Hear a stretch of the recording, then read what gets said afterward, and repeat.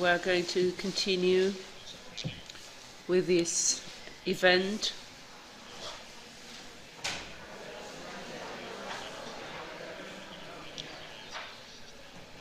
And I'm going to say two logistic things. First, that this seminar is being recorded. And secondly, as in the previous roundtable, you will be able to provide your questions in written, as we did before. So you can ask for the forms in order to write your questions. We're going to continue with this panel. I would like to also congratulate, as the Secretary of State did, for having chosen this subject, which is so important in our days. And this seminar is divided into elements: analysis of the phenomenon and analysis of the responses. Well, this roundtable is going to deal with the second, the analysis of their responses. And for this, we have great experts in our panel who will make the analysis of three countries, France, Holland, and Spain, that certainly are an example of the phenomena in the rest of Europe. So I'm going to introduce the speakers. First, we have Marc Hecker, Research Fellow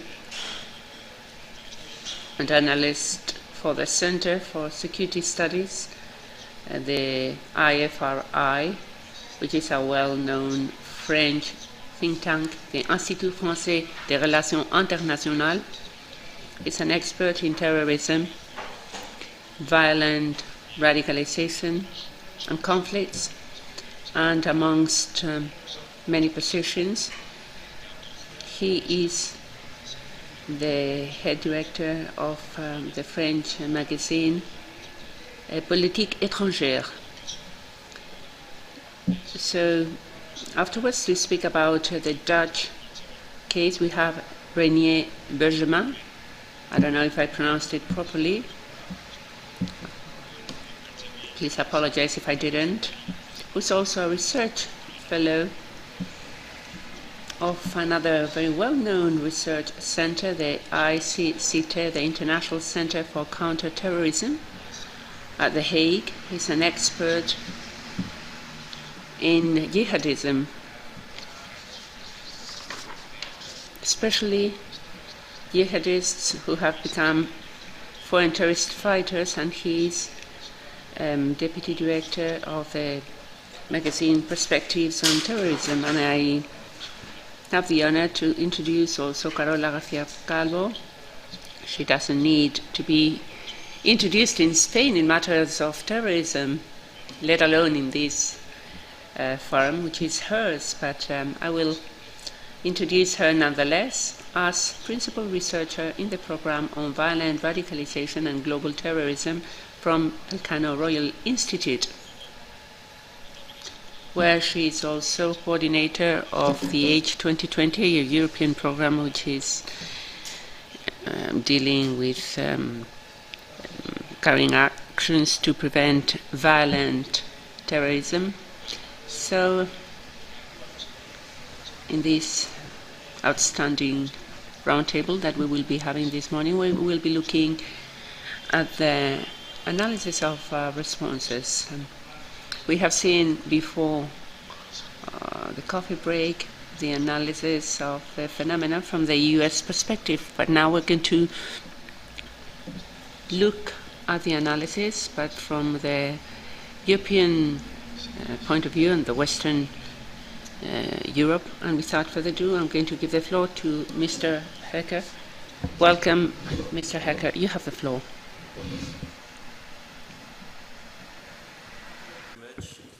Thank you very much, Jesús. Thank you very much to Elcano Royal Institute, and especially to Fernando Reinier, who invited me to this event. Unfortunately, I don't speak Spanish, so I'll make my presentation in English. I have the privilege to speak first, and I hope this is not because France is the Western country that has the highest number of FTF among Western countries, but it's a fact. So first I'll give you the statistics, because there are quite often fancy figures that circulate. So let's set the record straight. There are 1,300 French people who have traveled to Syria and Iraq, plus more than 500 children who either went there when they were very young or who were born in Syria and Iraq.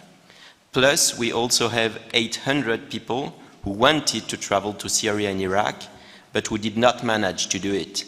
They were either prevented from leaving the country, or they were arrested on their way to Syria and Iraq, mainly in Turkey. And then they were deported back to France. What about the returnees? The last official statistics are a bit old. They date back to February 2018, when a national plan to prevent radicalization was presented by the Prime Minister. And at the time, we had 323 returnees. Among them, there were 255 adults and 68 minors. The adult men represented 57% of the returnees. The adult women represented 22%, and the minors represented 21%. And most of the minors were under 8 years old. Now I have an unofficial update from July 2019. There are now more than 400 returnees in France, including 122 minors. There are only 3 countries in Europe that have more than 300 returnees. It's the UK, it's Germany, and it's France. Most of the returnees came back quite a while ago, a few years ago. By mid-2016, there had already been 250 returnees in France. At the beginning of the Battle of Mosul and Raqqa, the authorities feared a huge wave of return, but this huge wave of returnees did not happen. The authorities consider that there are currently still approximately 400 French people in the Kurdish zones of Syria, including 250 children, and there are also 150 French people in the region of Idlib.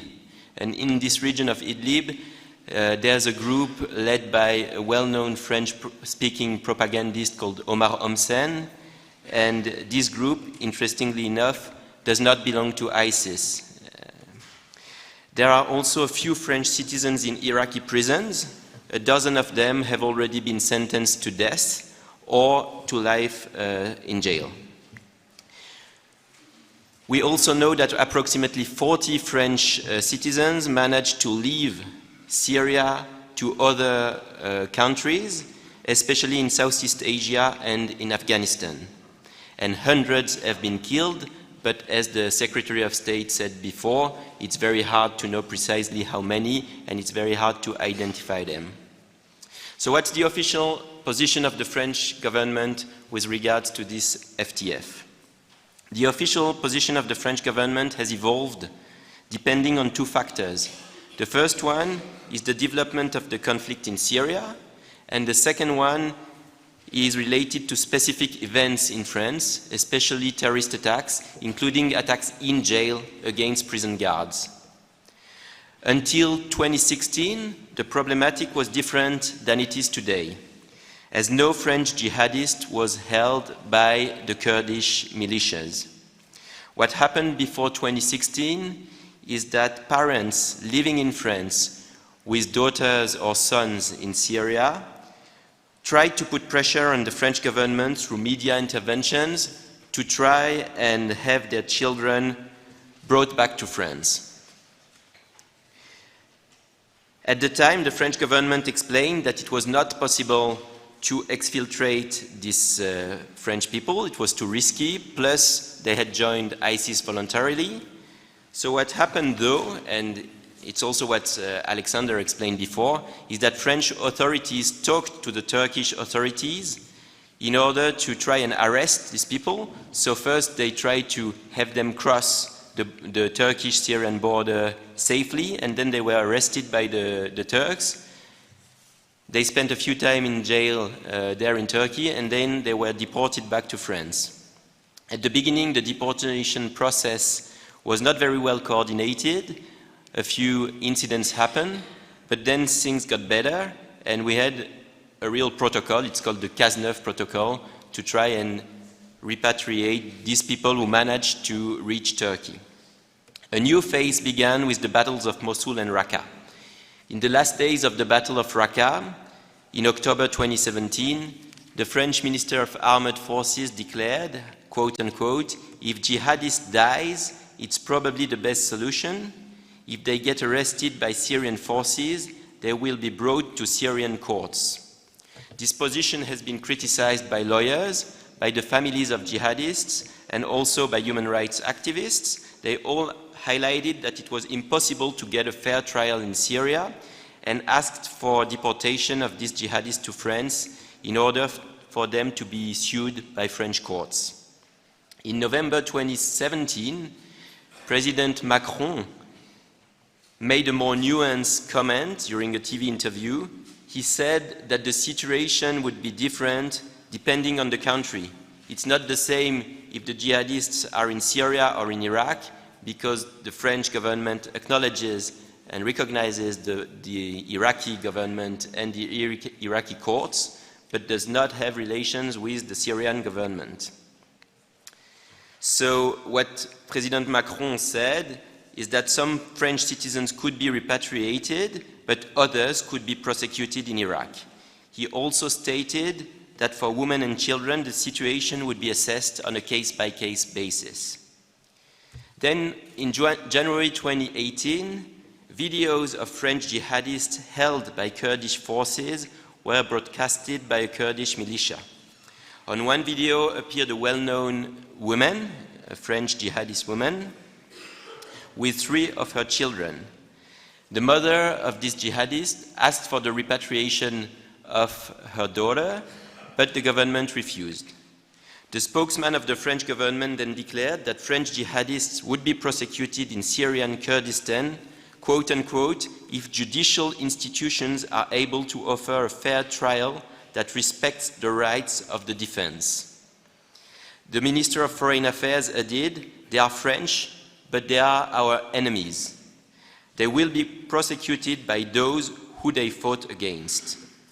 Then, in March 2018, a terrorist attack took place in France. A member of the government, who is now the Minister of Interior, declared that it would be probably wiser to hold the French jihadists in jail in France in order to be able to monitor and to track them better than if they stay in Syria or in Iraq. Of course, the debate became heated when President Trump announced the withdrawal of US troops from Syria in January 2019 and asked Europeans to repatriate their own jihadists. These declarations created a surprise in France and even a shock in France. The French Minister of Justice declared that it was a game changer and that all options were on the table, including the repatriation of French jihadists. And by the way, it's also the case now, after the proper withdrawal of US troops, and all options are really on the table. The best option would be the transfer of the jihadists who are currently in Syria to Iraq. And as you know, the Minister of Foreign Affairs of Iraq declared last week that he would be willing to take 10,000 jihadists, including Westerners. So we'll see how it's going to develop, but clearly that's the option that's the favorite option for the French government, and when the Minister of Foreign Affairs of Iraq made this declaration, he was with the French Minister of Foreign Affairs, Jean-Yves Le Drian. The position of the French government is quite popular. According to an opinion poll from March 2019, 82% of French citizens think that jihadists should be prosecuted in the Middle Eastern countries where they committed their crimes. So once we've said that, how are returnees handled when they come back? Let's start with the minors. So as I told you, there are 122 minors who have already come back to France. In France, traditionally, children under 13-year-old are not considered to be criminally liable. 2/3 of the children who were repatriated to France were less than 8-year-old, so they are considered as victims by the authorities. Only a few teenagers, returnees, have been prosecuted on terrorism charges, and the public opinion is quite worried by these children, who are often presented as lion cubs of the caliphate or as ticking time bombs. What happens when minors come back from Syria is that they are separated from their parents at the airport. The parents are put in custody, and a juvenile judge looks after the children. If it's possible, the children are entrusted to their extended families, for instance, the grandparents, but when it's not possible, they enter the foster care system and are placed in a foster family. These children have grown in a war zone, in a radical environment. Some of them are orphans. They suffer from trauma, and psychologists take care of them. The idea is to reinsert them as soon as possible in schools so that they can start a normal life again. Of course, the stabilization of these children will take time, and they will be taken care and monitored for years.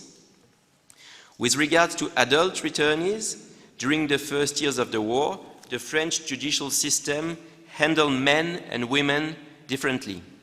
Men were systematically prosecuted, while women usually were not prosecuted. The danger of women was underestimated, but the situation completely changed in 2016 when a group of women tried to detonate a car bomb near Notre Dame Cathedral in Paris. And now women are also systematically prosecuted in France.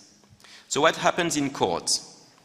Depending on how serious the offense is, whether it's a crime or a misdemeanor, jihadists are prosecuted by two different kinds of courts, either a so-called tribunal de grande instance or a so-called cour d'assises. Magistrates are specialized on terrorism issues, and prosecutions are centralized in Paris. The law has been tightened. A new law was passed in July 2016, and the sentences for terrorism are now much harder. Someone who joins a terrorist group and who perpetrates crimes risks up to 30 years in jail, and even life sentence for the leaders. In practice, the sentences are not that heavy, but they have become much heavier over the past years. The first returnee from Syria, who was condemned in France, had spent 10 days in Syria and received a 7-year sentence. From 2014 to the end of 2017, 83 returnees were condemned in France, and the average sentence was 7 years. Now I give you an update from the first semester of 2019. 5 returnees were condemned in France, and the average sentence was 9 years. So you see that the sentences are rising. French courts are not always congruent with regards to returnees who had joined other jihadist organizations than ISIS. For instance, a few jihadists who had joined groups like Ahrar al-Sham or Shuko al-Sham, were acquitted, but others were condemned. For instance, I attended myself a trial of a man who had joined a group called Jaish Mohammed. He had spent a few months with them, and when he came back to France, he received an 8-year sentence. What happens in jail and after jail? Over the past years, evaluation units were opened in different jails in France. So what happens is that when terrorist inmates get in jail, they are evaluated in these evaluation cells, in these evaluation units. They spend 4 months, and at the end of the evaluation process, 3 issues are possible. The first one is that for the most dangerous, they are put in solitary confinement. Then on the other side of the spectrum, the less dangerous are put in normal detention with ordinary criminals. And in between, the middle of the spectrum is sent to special units for radicalized inmates, where they are taken care by psychologists, by specialists of Islam, and by social workers. And the jail administration, of course, hopes to put them back in the right track and to reinsert them in the society after their period in jail. So what happens when they are released? From 2016 to 2018, France experienced its first disengagement program for jihadists released from jail. This program was called RIVE, and the results were pretty good. It was an experimentation, and a new program was opened a year ago. It's called PAIR. It means Programme d'accompagnement individualisé pour la réaffiliation sociale. It's a disengagement and reintegration program that can take care of almost 100 ex-detainees in Paris, Marseille, Lyon, and Lille. Ex-inmates follow a program that can last up to 20 hours per week. And the staff of this program is composed of social workers, job advisors, psychologists, and specialists of Islam. This program is outsourced and managed by an association. To conclude, I would like to highlight that the challenge of rehabilitation of jihadist ex-detainees is huge. There are currently approximately 500 Islamist terrorist detainees in France, including 160 returnees. Among the terrorists currently in jail who have already been sentenced, approximately 70% will be released before 2022. Recidivism is not theoretical. Two well-known terrorists in France were recidivists. Sheriff Kouachi, who perpetrated the Charlie Hebdo terrorist attack with his brother, was a recidivist. And Larossi Abala, who killed a policeman and his wife in 2016, was also a recidivist. So disengagement is definitely a challenge, but as no disengagement program is foolproof, we also need to continue investing in intelligence. I leave it here, and I thank you.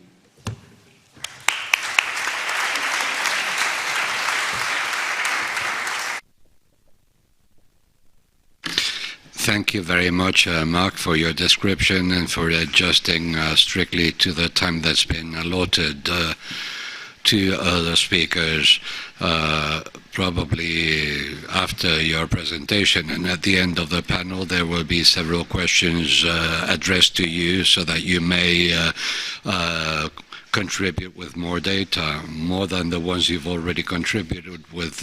But in any case, I'd like to highlight that survey where more than 80% of the French population give their opinion regarding what to do with the returnees and what to do with the FTFs. And I'd like to hand the floor over to our second speaker, Reinier, who's going to tell us about the Dutch case. So you have the floor, Reinier. Thank you very much for having me here. Normally, I'll give a brief introduction of ICCT for those who are not familiar with our work. We're a think tank working on a variety of terrorism and counter-terrorism related issues, specifically from a academic angle, but also specifically focusing on implementation work and human rights. Myself, I'm involved in a wide range of projects, but generally what I tend to say to people is that I am, my true love are the Dutch jihadi foreign fighters. That may come across as a little bit weird, and I heard that there were also plenty of security and intelligence people around here today, so let me stress and sort of nuance that a bit as I have a flight to take later on today. Given the level of the audience, I will not sort of go over the whole timeline of the Syrian conflict, as I assume that everyone more or less knows what happened over the past 6 years. Nonetheless, I do feel it's good to give a brief overview of the situation in the Netherlands and how jihadism has evolved over the past, let's say, 2 decades.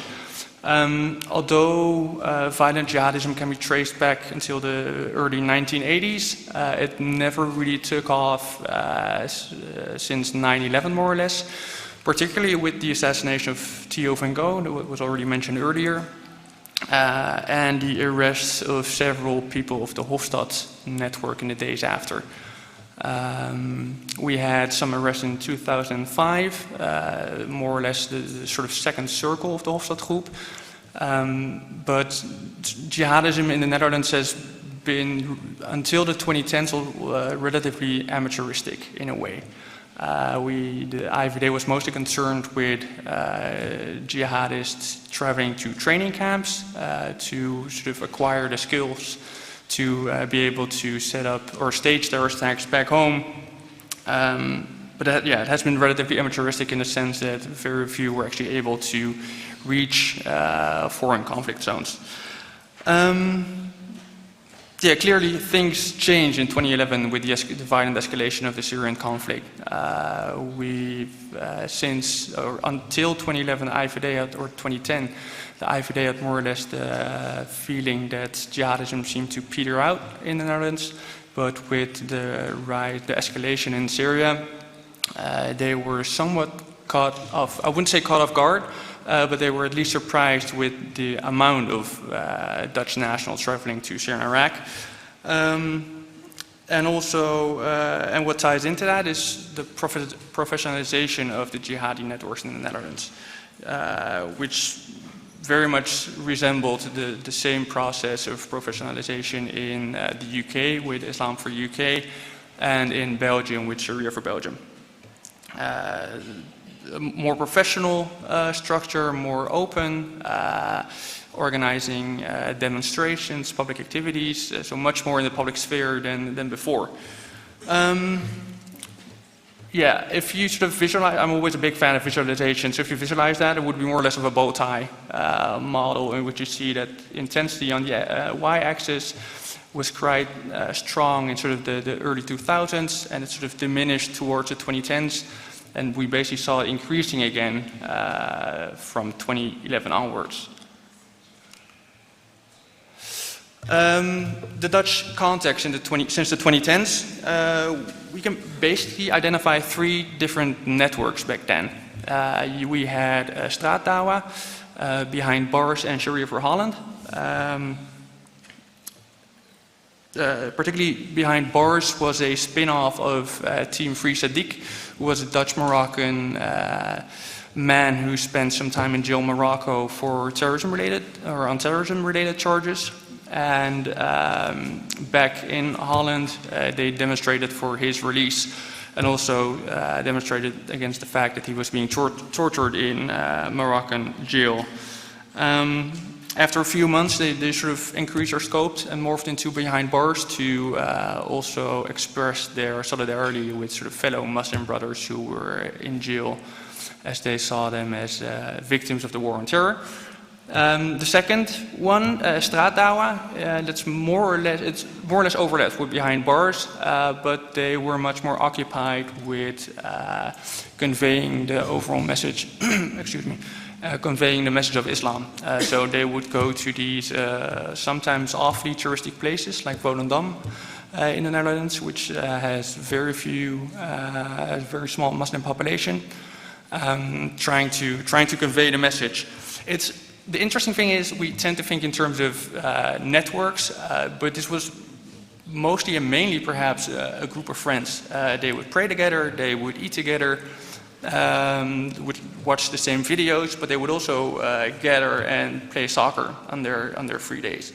So that sort of gives you somewhat of an impression of what those networks actually look like and entail. The third network worth mentioning is Syria for Holland. More or less resembles its Belgian equivalent, Syria for Belgium.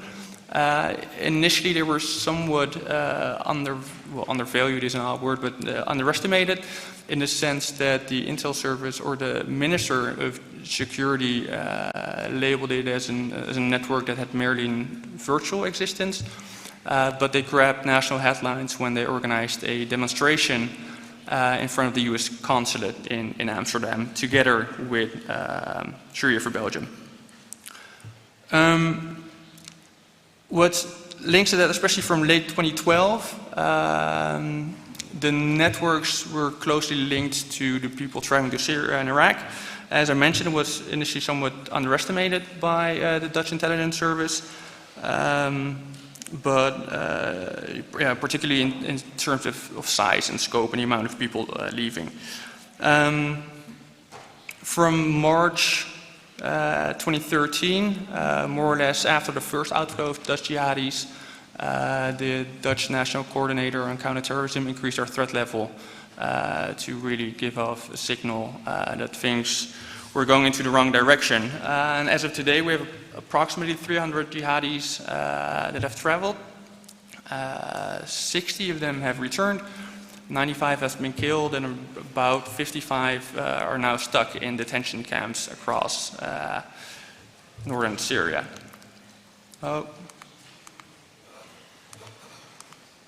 Yeah, I'll give you before I dive into sort of the background of these peoples, it more or less resembles the study Alexander did with George Washington University. I built a data set in which I systematically identified the backgrounds of Dutch jihadi foreign fighters. Especially in the initial stage of the conflict, you saw that there were a lot of unfounded assumptions, that there were lower class, poorly educated Moroccan youngsters from The Hague, but reality proved to be much more complicated with people as diverse as the people here in the audience today. I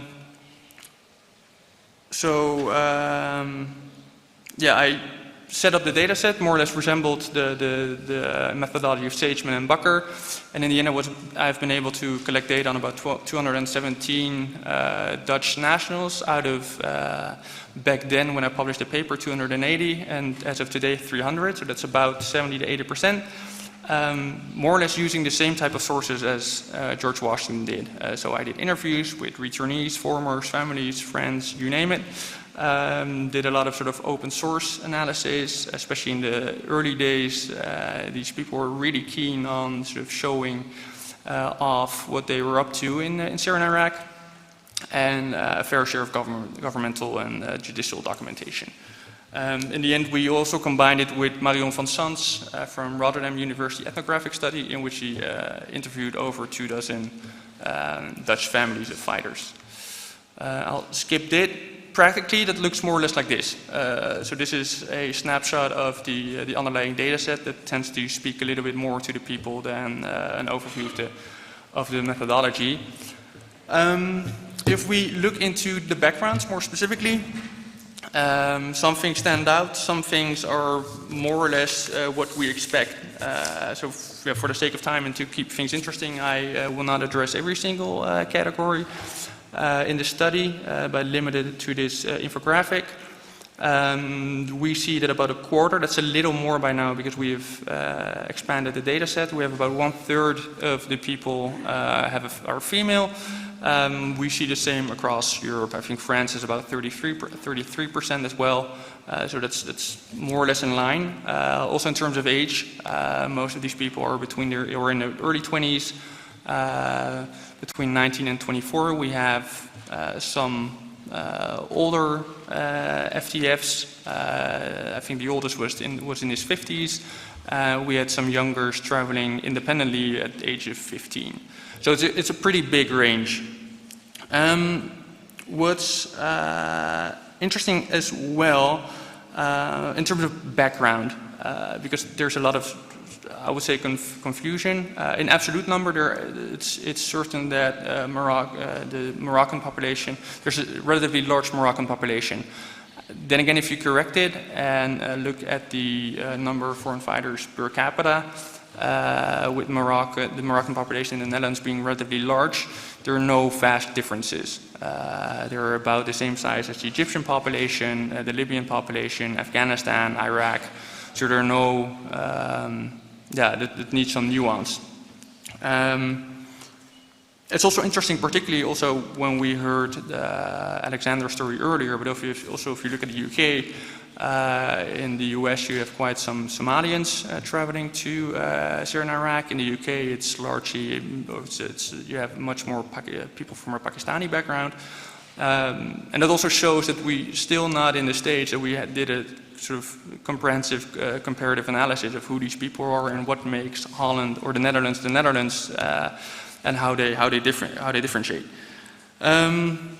In terms of social affiliation, more or less relating to what was said earlier, I haven't seen anyone radicalizing by himself.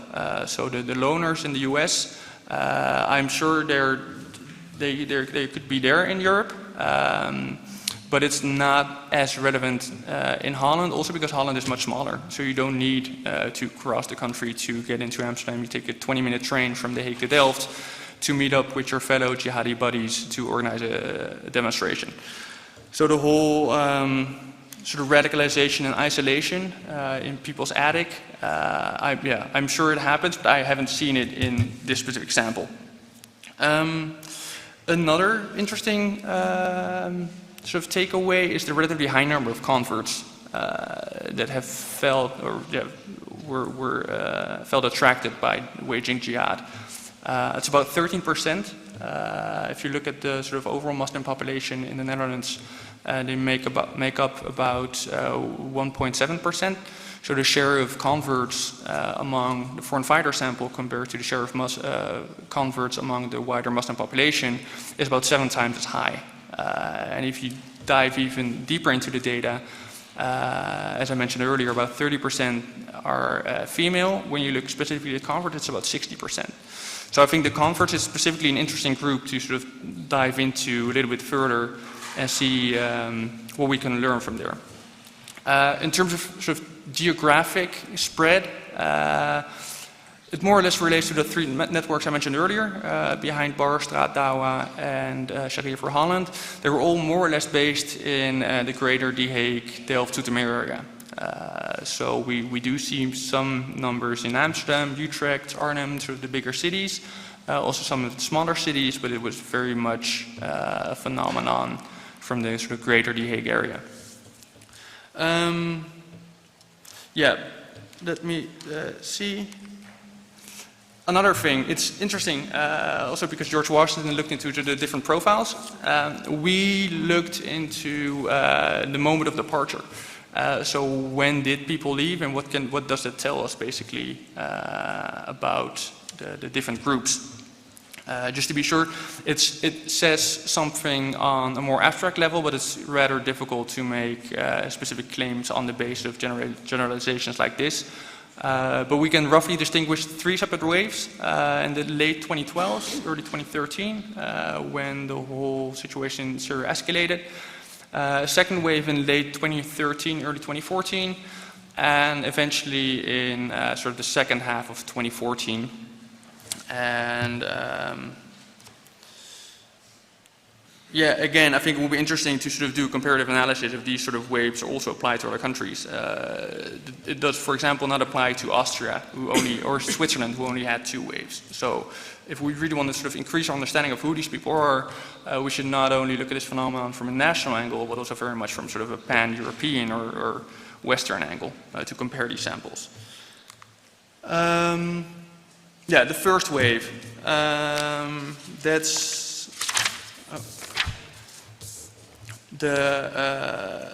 like I said, the Dutch intelligence service was somewhat caught off guard, especially since so many people felt attracted to traveling there. And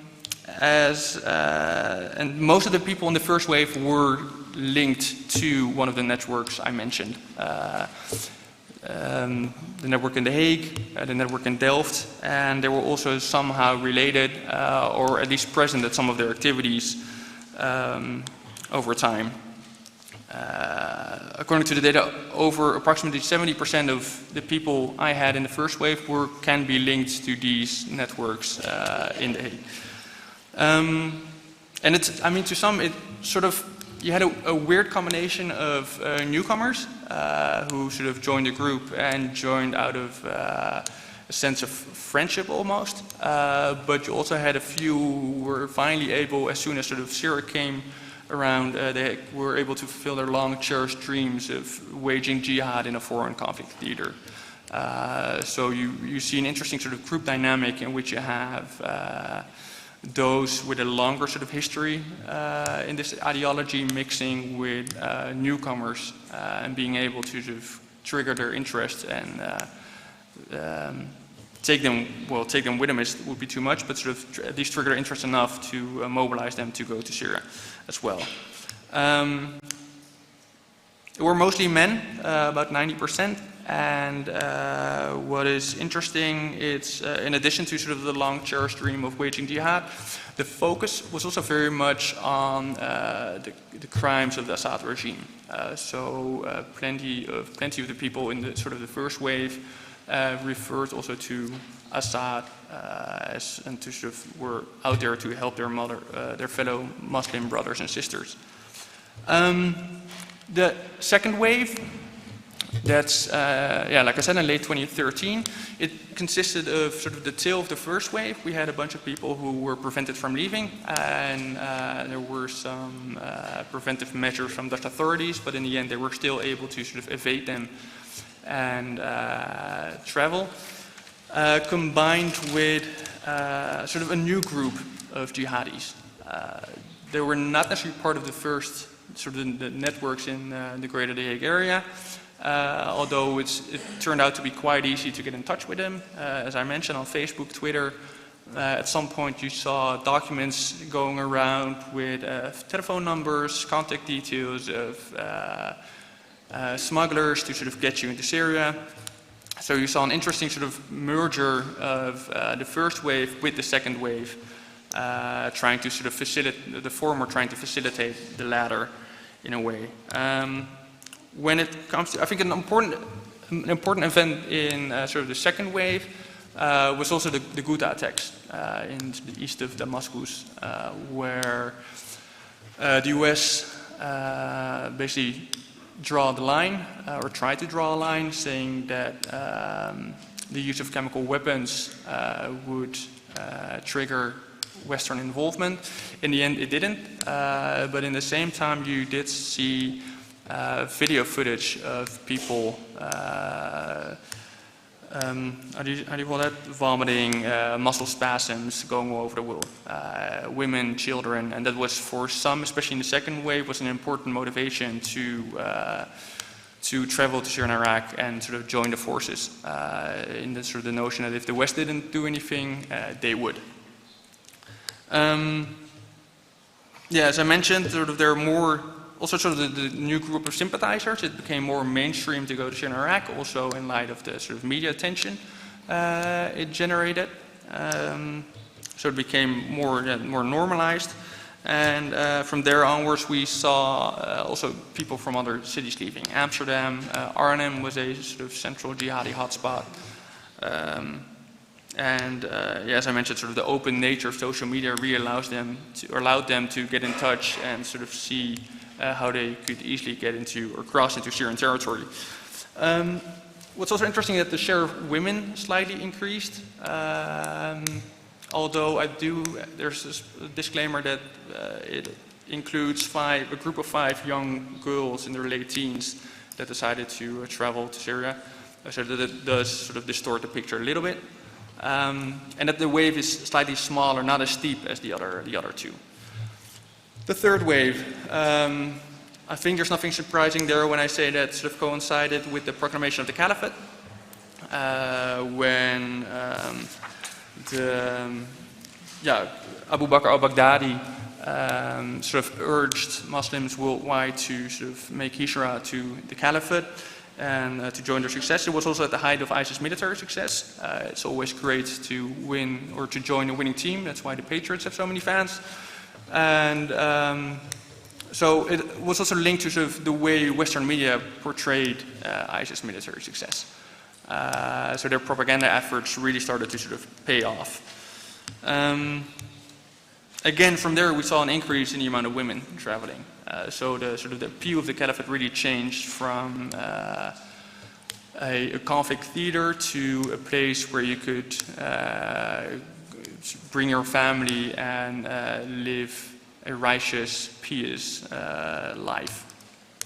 We saw both women traveling by themselves or getting in touch with male fighters, trying to arrange marriages over there, but also an increase of families. So we saw specifically families, man, woman, with their kids traveling there.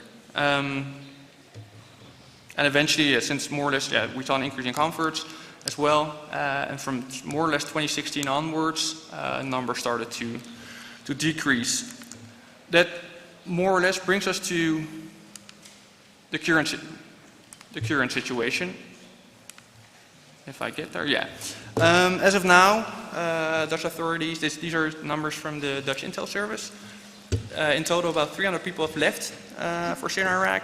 As I mentioned, 95 have been killed. Could possibly be more, as it's difficult to sort of see what happened to these people while they're there, to keep track of them. 60 have returned. 70 are still somewhere in Syria, some in Turkey, and about 55 are in Kurdish detention camps. In those camps, most of them are female, and in addition to those 55, there are about 90 children stuck there as well. It's particularly when it comes to the children, an interesting sort of change in policy is the recent repatriation of two Dutch orphans. There was reason enough for the Dutch government to repatriate them and bring them back to the Netherlands. But I mean, in general, so far, the Netherlands has been reluctant, very much like sort of our neighboring countries, to bring these people back, as the Dutch authorities require them to sort of turn themselves in at a consulate nearby. Oftentimes that's Istanbul, but practically that has been pretty much impossible, especially to travel on your own. Yeah, that has been proven to be really difficult. Although what's interesting now, yesterday reports surfaced of that the Dutch public prosecutor has requested the repatriation of 29 Dutch foreign fighters that would enable them to prosecute them. But from the sort of the Ministry of Justice, Ministry of Justice and Security, there's quite some resistance, and as they're not too keen on bringing these people back. Particularly with the people now stuck in the Kurdish camps, it remains to be seen what will happen to them. Today, reports surfaced of about 600 to 800 ISIS fighters that have escaped. If this continues and if we keep kicking the can down the road, it's not unlikely that Dutch nationals will also eventually be able to flee. I think I'll leave it at that. I've included some further readings if you're interested specifically in the Dutch jihadi foreign fighters. Thank you very much.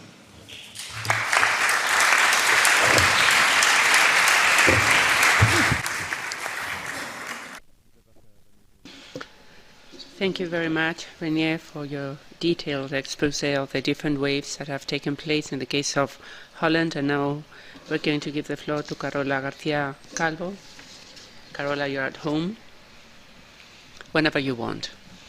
Thank you very much, Jesús, for your very kind introduction. It is always a pleasure to speak at this forum because this is a very special event for the violent and global terrorism and radicalization program at the Royal Institute Elcano. It's a great opportunity and a great event. So thank you very much. I'm going to go to my presentation, which is going to be rather different. I'm not going to speak about the individuals who actually arrived to these conflict areas that the Secretary of State referred this morning. However, I'm going to talk about the cases of those individuals that were sentenced in Spain between January 2014 and 2019, people who had gone to conflict areas, who tried to get there, or who were willing to do so. So I'm going to refer to the 64 cases, actually 67 cases, which are included in the Elcano database on jihadists in Spain, a database that, as you will probably know, fits one of the most important programs at the Institute regarding the development of jihadism in Spain.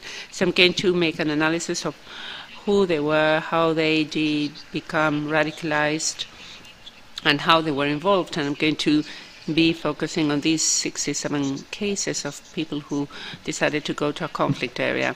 They represent more than half the individuals of the jihadists that have been sentenced in Spain since 2012 within the context of the latest jihadist wave linked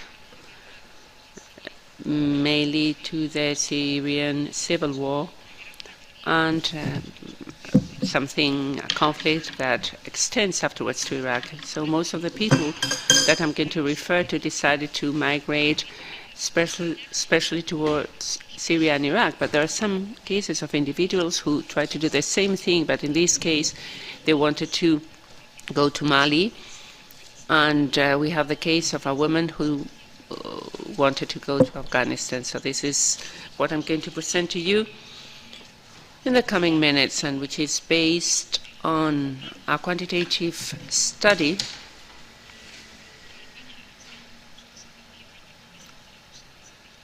out of which we have made a book that compiles information on these individuals that have been sentenced.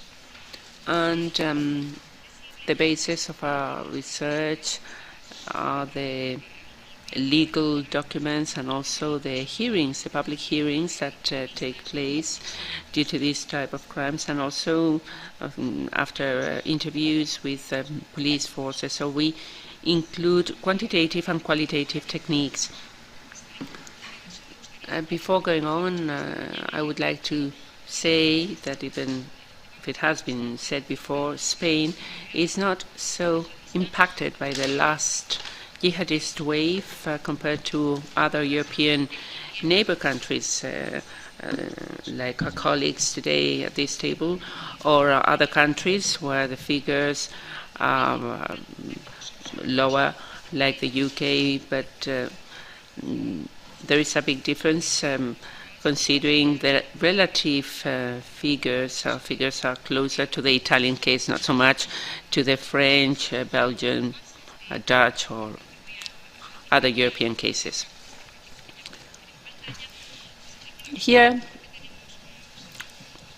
on the screen you can see this graph, and what we can observe, as what my Dutch colleague was saying, I want to present this graph where we see the development of and evolution of cases by number of detainees, of individuals, depending on whether they have decided or not to go to a conflict area. The darker bar, the dark red, represents those individuals who decided to migrate, to go to the conflict areas, whereas the light red refers to those who did not migrate, but rather decided to involve themselves in terrorist actions, but within Spain. So we can see that since 2012, when the first individual was detained in this concept, in this context, this is when this first individual was detained, and he was sentenced in 2014. But we see that since 2012, the number of cases of people who wanted to migrate, some managed, others didn't, we see that the number of cases grows until 2014, where the peak is achieved. So after that point in time, after 2015, the number of individuals who decided to go to a conflict area is not above the number of individuals who decided to be involved in these type of activities in Spain. Between 2014 and 2015, already in 2015, we see the changing tendency. We see that there is a less number of people who are willing to migrate, but rather they're only involved in actions. We see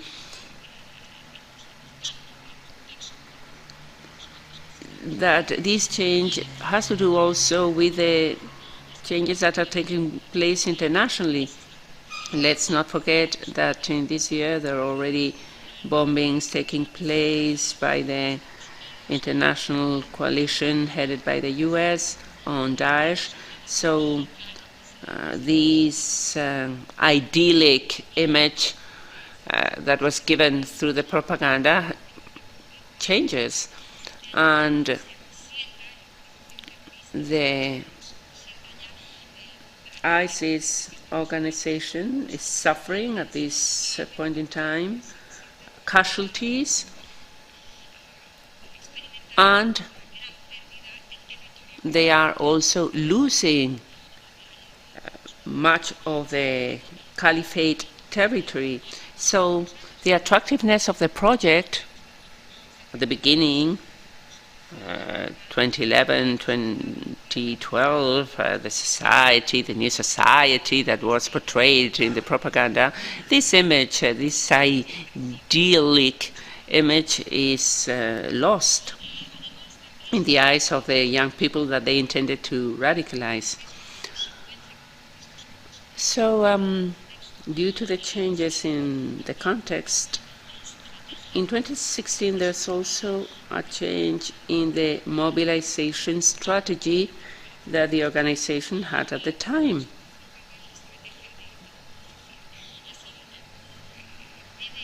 Instead of calling for the migration of these young people, these young jihadists, and call for them to go to the caliphate, the strategy was more to have them stay in the countries of origin and to contribute to the jihad, but from within their countries. Yesterday, in a meeting with Dr. Melagru Hitchen, we spoke about attacking from within. So, also from 2015, it was much more difficult to get to these areas. The response deployed by the governments and the different countries is already having some effect. It is making much more difficult for young people to go to conflict areas.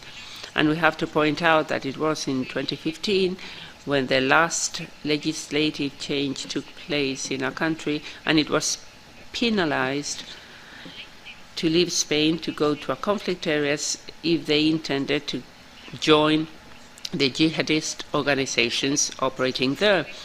This measure, as you already know, is incorporated to the European Directive in 2017.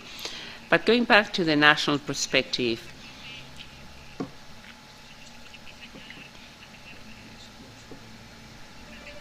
we see that the outcome of the different police operations are already having a positive outcome, preventing, engaging young people in conflict areas.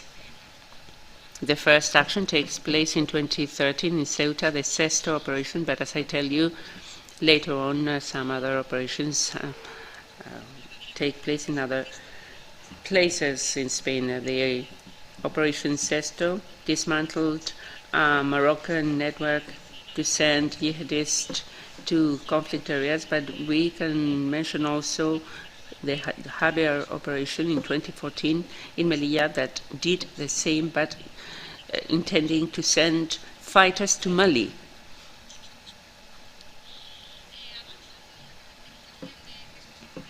As for the type of individuals, who are they? Who are these people who decided to go, to migrate to these conflict areas? Well, here you have, in general brushstrokes, how they are. We see most of these individuals who were willing to go were male out of every 10, but it is very relevant, and that is why we wanted to give you these characteristics of this group of individuals that wanted to leave Spain, we see that the presence of women is important. 22% of women were willing to go to conflict areas. It is in the context of this latest jihadist wave that women joined the global jihadist movement, as my colleagues have already said, and of course this also includes Spain. But women joined this mobilization with the specific aim of migrating to this territory. We will see later on that probably all the women who joined jihadism did so in order to answer to the call that Abu Bakr al-Baghdad made, the appeal made by the head of the Islamic State from Mosul to go to the territory, to settle there and bring the next generation of jihadists to this world. And this is key to understand the role of women in the latest jihadist wave. We have to say that 3/4 of the individuals were young people between 18 and 35 years of age, and that half of them, 50%, were between 24 and 32 years of age. We're talking about young people, but maybe not as young as we have seen in the case of other countries, where they were even younger compared to Spain. Of course, in Spain they're young, but they're not as young as what we see in other countries, early teens. We will speak about a majority of jihadists who intended to migrate. We see that most of them were married and had children. There are different cases here. We have full families who decided to move with minor children, but we also have men who leave their families behind to join the Islamic State and join the more extreme version of jihad. And we also have the very peculiar case of women who go by themselves. This case, they were single. In fact, there were more single women than single men, precisely because of this engagement strategy. The caliphate wanted to attract young women who were in breeding age in order to expand their philosophy.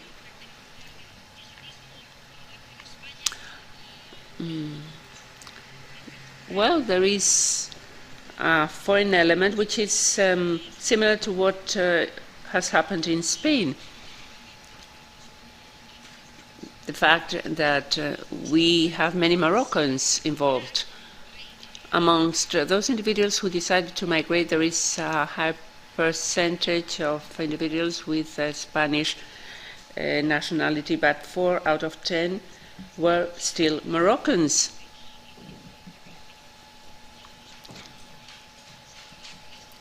And we also have individuals who were born in Morocco and in Spain, but what is important here is to say that within this group of individuals who decided to leave Spain to join jihad, we see the enormous weight of second generations, children of immigrants coming from countries who were mostly Muslims, who were born or who have been raised already in Spain. In this case, it is half of the individuals that I am referring to. If in these second generations, these individuals who were born already in Spain, we add the third generation of individuals, which in our country are still very few, this makes a difference compared to the other countries that are represented here, because we know that in Spain these migrants are mainly first-generation migrants, even though there are already some second generations. But if to these generations we add the third generations and subsequent, and we also add those people who are the converts, who are not migrants, who are Spaniards who have become a Muslim, we see that 7 out of 10 individuals who decided to become foreign fighters show that there is a home ground jihadism. This is what we have explained very clearly in our book. This is a home ground weight dimension, which makes us equal to our neighbor countries, because even if our figures are smaller, if we're not as impacted as other European neighbors, we see that the population which is more vulnerable is similar to what is happening in other European countries. As for the geographic distribution, there are 4 main focus. Ceuta and Melilla, 3 out of 10 cases, they were living in these autonomous regions. Ceuta a little bit above Melilla, it would be the first in terms of importance, but we see that 2 out of 10 came from Catalonia, and also 2 out of 10 came from Madrid. This actually meets with or coincides with the jihadist specific areas that we had identified in Spain, and we have to say that these are the locations where important cells, engagement cells, have been dismantled. I've already mentioned some operations that took place in Ceuta and Melilla, but in the case of Madrid we can speak of the Gala operation, and in Catalonia we should point out the Garonte operation that successfully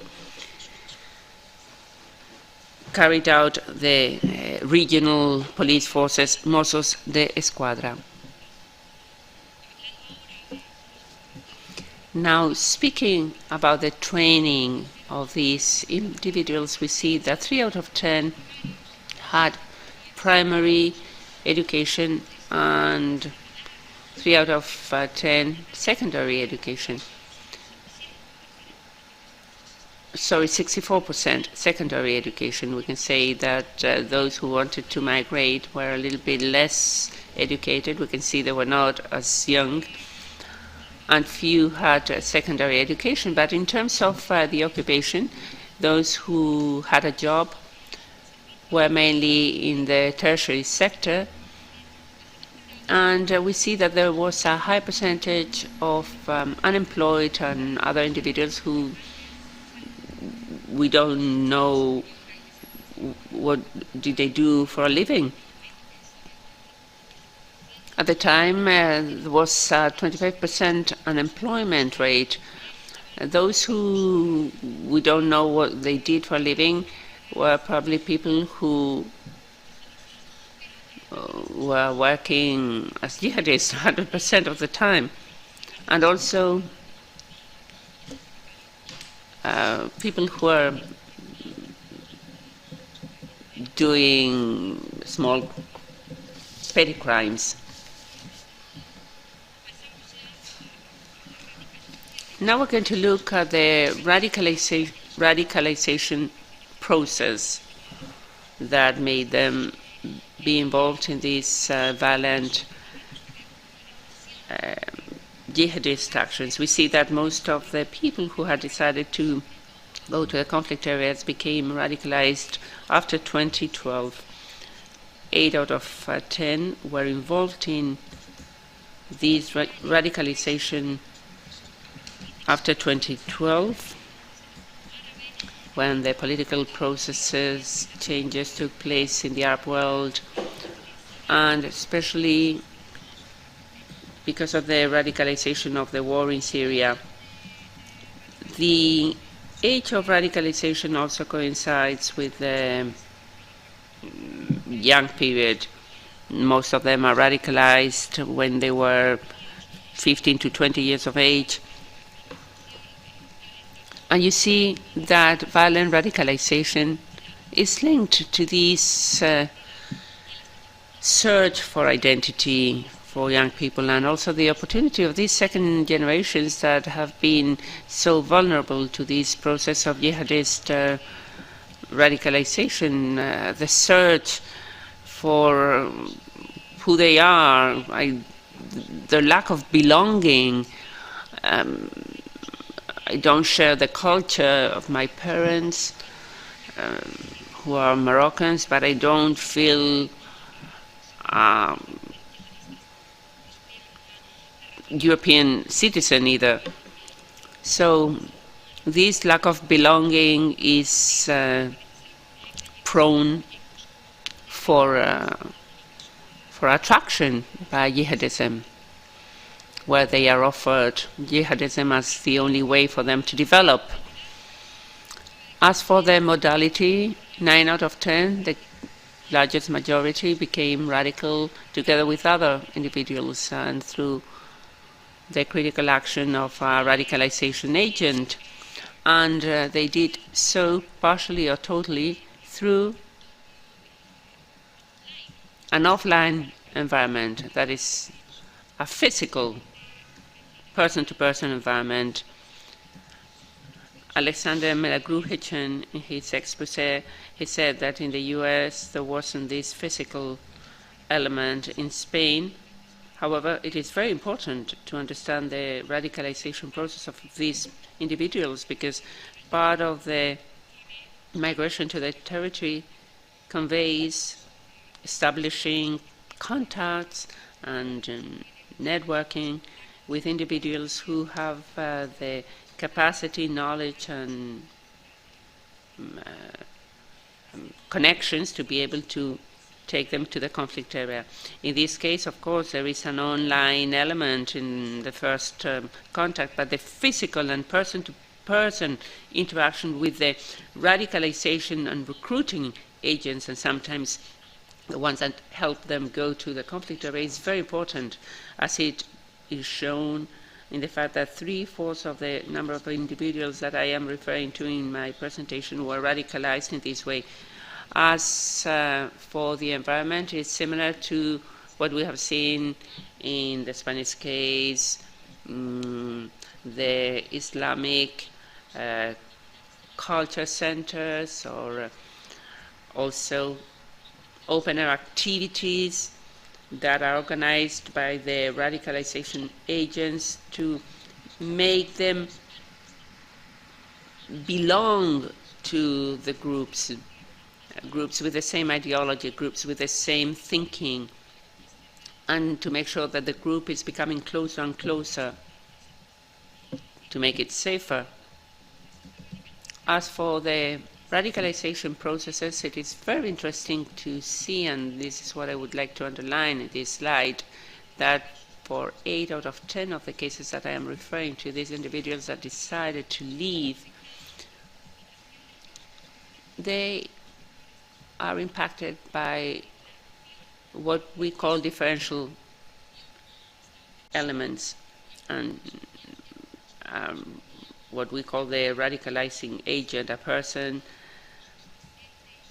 that because of where he comes from, because of his knowledge, he has the possibility of attracting and radicalizing the individuals, and he's the main element to convey the ideology. We have seen a lot of Salafist influence here. There's something I can elaborate later, and also the presence of previous social links with another individual who was radicalized, or some individual who had become an FTF and was already living in the conflict area. As for this first association element, the importance of the radicalization agent, we see that most individuals were in contact with these agents. They were subject to their influence, and their action was key for what they did afterwards. There was a strange case of an individual that was a loner. He wanted to become an FTF, living by himself and trying to establish the connections later. But this is a very unique case. Normally, individuals are radicalized thanks to the role played by the radicalization agent. We have looked to the Salafist influence that the FTF individuals had. I have not a lot of time, but I would like to point out in line with the first speaker, that in a cell that was dismantled in Madrid back in 2014 during the Gala operation carried out by the National Police Forces, all the members had material of Alar al-Awlaq, who was responsible of Al-Qaeda in the Arabian Peninsula that our guest knows so well. But we have also reference to classic ideologies like Xavier Dutuk and some other more modern ideologies who are religious leaders like Hisashi, Uman Haduchi. And finally, the importance of this social group is shown by the fact that 8 out of 10 individuals that I am referring to were or had effective links with other individuals who had been radicalized and who had become FTFs. These emotional links, these close links, were based on neighboring relationships. For 8 out of 10 individuals, they lived in the same neighborhood, they were neighbors, and also the friendship links and parental links. Sometimes these 3 dimensions overlap and the 3 coexist.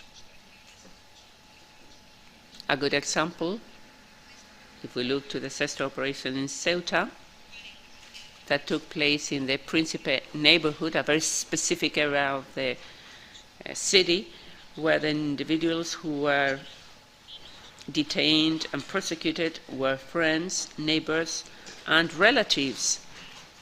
So the proximity, the trust, and the group pressure is very, very important. Finally, and as to how they became involved in these activities as fighters, we see that the reference organization for most of them was the Islamic State, as they called it, in 100% of the cases. But there were also some individuals that combined this loyalty with the other global terrorism umbrella that's active right now, that is Al-Qaeda. And we see how throughout the conflict in Syria and as to April 2012, those individuals, or Spanish individuals, or Spanish residents that wanted to become FTFs, did so with the mother movement in Syria, and many of them decided to shift their loyalty towards that organization that won this conflict. That is the Islamic State, but just a few kept this double sort of loyalty to both organizations by becoming followers of the Islamic State, but keeping their loyalty with Al-Qaeda. And they made up extensive networks, and they had hubs in different countries that facilitated the arrival and the integration into different terrorist organizations. Some networks were made up in this context, but others were reactivated after latency period due to a certain stagnation of the global jihadist movement since 2006 up to 2011. And here we see the presence of individuals with a lot of experience. It's a transnational scope. Reach, so they had hubs in different countries, plus people who acted as liaison in order to facilitate the entry into conflict territories.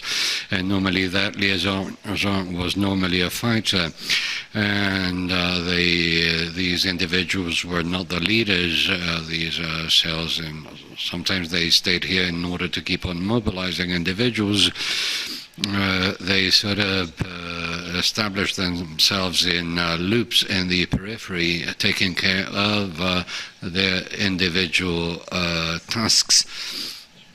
And so males took on not just a logistic role in order to arrange their trips, but they also wanted to participate in the fight. And women responded more to a non-fighting function. They just became spouses and mothers of the following generation of jihadists. And that is all that I wanted to share with you. I'd like to apologize for taking more time than had been allotted. And thank you very much for your attention once again. And I'll be delighted to answer any questions. Thank you, Carola, for your brilliant presentation. And so let's open up the floor for debate. I know we're running late, but it's true that we have inherited part of this delay from the period before lunch, from the panel before lunch. So let's try and select some of the questions that have been sent to us, because as you can see, I've like 200 questions. Which, of course, we're not going to be able to take in such a short time. So we've tried to put some of them together because of their similar nature.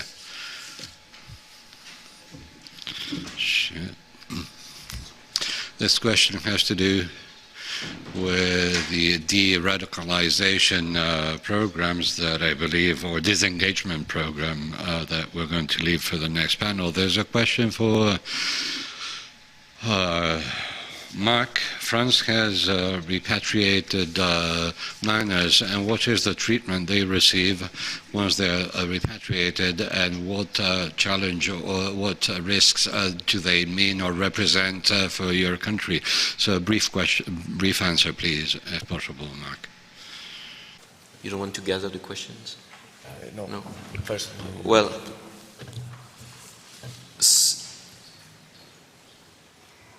so yeah, as I said, France repatriated 120 or so minors, and most of them are considered as victims, not as responsible for the criminal acts of their parents.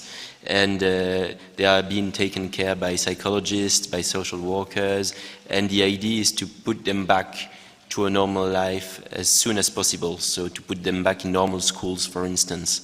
And so far, the feedback I have from people who are in charge of these minors are pretty good. Of course, they are very prudent, but they are pretty good. They say that they manage to go back to school, to have an as normal life as possible, but of course they'll have to be monitored for years, and there's a big question mark on what will happen when they will become teenagers.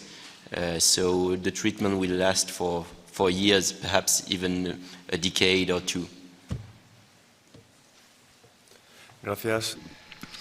Thank you very much. There's a question for Reinier. Burqa has been recently introduced in Holland, and according to the person who asked the question, this strengthens the jihadist discourse, and it may help groups to attract individuals, to engage individuals. What do you think? It's a good question. Jihadi groups tend to exploit these kind of things. So when you implement the burqa ban, first of all, you can question to what extent that will actually increase security. I'm personally a bit skeptical about that, also given sort of the limitations of the law. So you create this sort of false sense of security. But yeah, I do think it does sort of feed into the jihadi narrative, and they're more than keen to exploit it. Then again, they'll be able to find something anyway.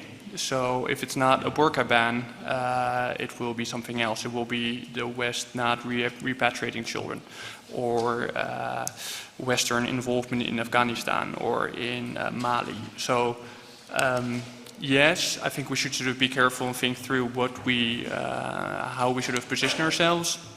But we should not have the illusion that jihadis will stop sort of spreading their propaganda because they seem to agree with us in any way. Gracias. Aquí una pregunta.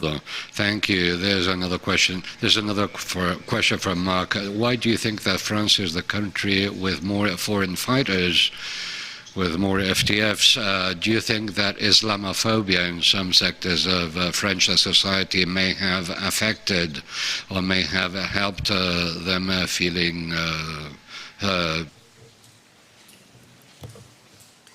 Well, first, it's true that France has the highest number of foreign fighters, but other countries are not so far in Europe, the UK and Germany especially. And if you speak in relative terms compared to the population, other countries are actually higher than France, especially Belgium. That being said, France is targeted a lot by ISIS propaganda, especially in French, and the propaganda is very good. And what's often explained is that France is different to other countries because of the concept of laïcité.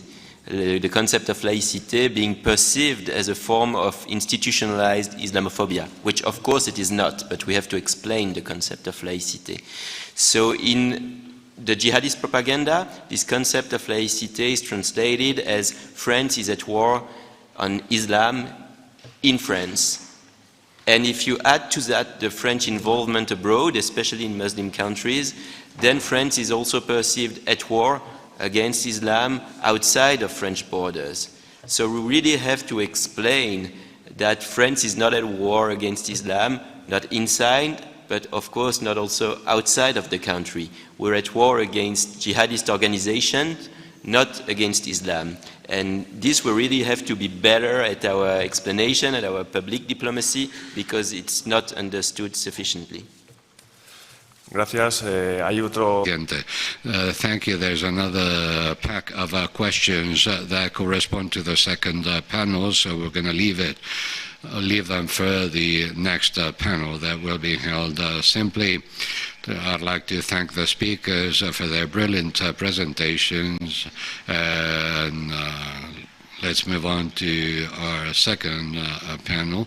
I hope that this panel will be at least as interesting as this one. I know they're going to find it difficult, but we have wonderful professionals who are going to do their best and make it extremely interesting. Thank you.